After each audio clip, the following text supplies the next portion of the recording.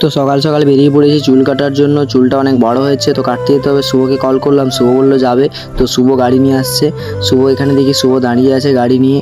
তো ও বলছে প্রচুর গরম, কি করে যাবি? আমি বলি যেহেতু করে যেতে হবে, চুলটা অনেকই বড় হয়েছে। তারপরে গাড়ি বসে দেখলাম ঠিকই অনেকই রোদ আর প্রচুর গরম, চুলটাও বড় হয়েছে, কাটতে হবে।